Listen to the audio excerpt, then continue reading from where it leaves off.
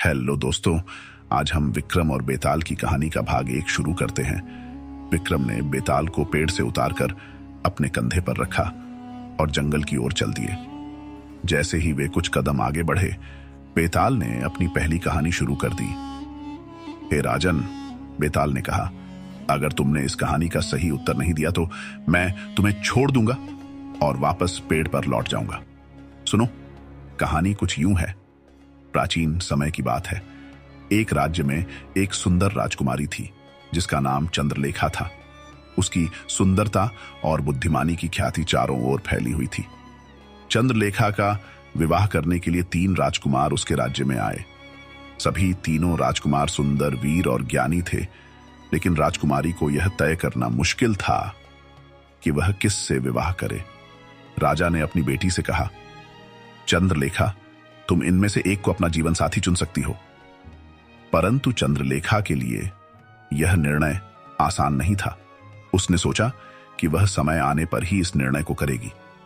एक दिन एक भयानक घटना घटी। राजकुमारी की मौत हो गई और राज्य में शोक की लहर दौड़ गई। उन तीनों राजकुमारों ने भी यह समाचार सुना और शोक में डूब गए। पहला राजकुमार, जिसने राजकुमारी से सच्चा प्रेम किया था, ने उसकी अस्थियां इकट्ठी की और एक गुफा में जाकर तपस्या करने लगा। वह उसकी यादों में खो गया और अपने जीवन का त्याग कर दिया। दूसरा राजकुमार, जो चिकित्सा शास्त्र में निपुण था, ने अपनी विद्या का उपयोग करके कोशिश की कि वह राजकुमारी को जीवन में वापस ला सके। उसने दुर्लभ औषधियों की खोज की और हर संभव प्रयास किया कि किसी तरह चंद्रलेखा पुनः जीवित हो सके। तीसरा राजकुमार, जो एक योद्धा था, ने अपने हथियारों को त्याग कर राजकुमारी की समाधि के पास ही वास करने का निश्चय किया। उसने वचन लिया कि वह उसके प्रेम में बंधा रहेगा और जीवन भर उसकी रक्षा करेगा।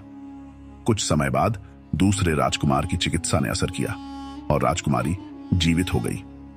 पूरे राज्य में खुशी की लहर दौड़ गई और तीनों राजकुमार खुशी खुशी राजकुमारी के पास लौट आए।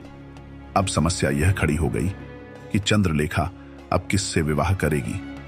तीनों ने उसे पाने के लिए तपस्या, औषधि और रक्षा का व्रत लिया था। यह बेताल ने कहानी को रोका और विक्रम से कहा, हे राजन, बताओ, इन तीनों में से राजकुमारी का सच्चा जीवन साथी कौन है? अगर तुम जानते हुए भी उत्तर नहीं दोगे तो तुम्हारा सिर फट जाएगा।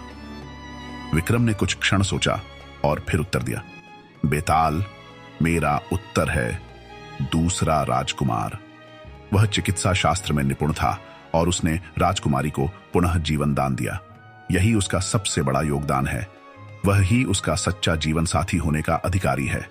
पहले राजकुमार ने केवल अपनी भावनाओं में बंधकर तपस्या की, जबकि तीसरा योद्धा भी उसकी रक्षा में लीन रहा। लेकिन दूसरा राजकुमार वास्तव में राजकुमारी के जीवन का उद्धारकर्ता बना, इसीलिए वह उसका सही जीवन साथी है। बेताल ने हंसते हुए कहा, राजन, तुमने सही उत्तर दिया है, परंतु तुम्हारे उत्तर के कारण मैं एक बार फिर उड़कर पेड़ पर लौट जाऊंगा। और यह कहकर बेताल हवा में उड़ गया और पुनः उसी पुराने पेड़ पर जा लटका। विक्रम को क्रोध तो आया, लेकिन उन्होंने फिर से दृढ़ संकल्प लिया और बेताल को पकड़ने के लिए वापस पेड़ की ओर बढ़े। Thanks for watching do. किसी समय की बात है, एक संत अपने सादगी और ज्ञान के लिए प्रसिद्ध थे। वह एक आश्रम में रहते थे जहां लोग जीवन की सच्चाई जानने और शांति पाने के लिए आते थे। उनका नियम था कि हर सुबह प्रवचन के बाद वह सभी को चरणामृत देते थे। एक दिन एक धनी व्यापारी संत के पास आया। वह अपनी संपत्ति और उपलब्धियों का बखान करते हुए बोला, संत महाराज, मैंने सब कुछ हासिल कर लिया है, दौलत, रुतबा, ताकत, लेकिन मुझे शांति नहीं मिलती। मुझे आपकी मदद चाहिए। संत ने मुस्कुराते हुए कहा, कल सुबह मेरे प्रवचन में शामिल हो जाओ और चरणामृत लो, तुम्हें उत्तर मिल जाएगा। अगली सुबह प्रवचन के बाद संत ने अपने साधारण बर्तन से सभी को चरणामृत बांटना शुरू किया। जब व्यापारी की बारी आई तो उसने बर्तन को ध्यान से देखा।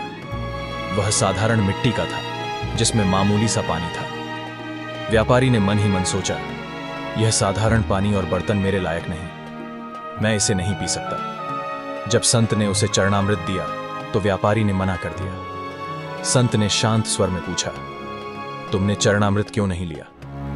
व्यापारी ने उत्तर दिया, महाराज, यह पानी साधारण है, मैं तो कुछ विशेष चाहता हूं। संत मुस्कुराए। उन्होंने अपने शिष्य से एक सुंदर चांदी की कटोरी मंगवाई और उसमें वही पानी डाल दिया। फिर संत ने व्यापारी से कहा, अब यह पानी लो। व्यापारी ने खुशी खुशी चांदी की कटोरी ली और पानी पी लिया। संत ने पूछा, क्या इसका स्वाद अलग था?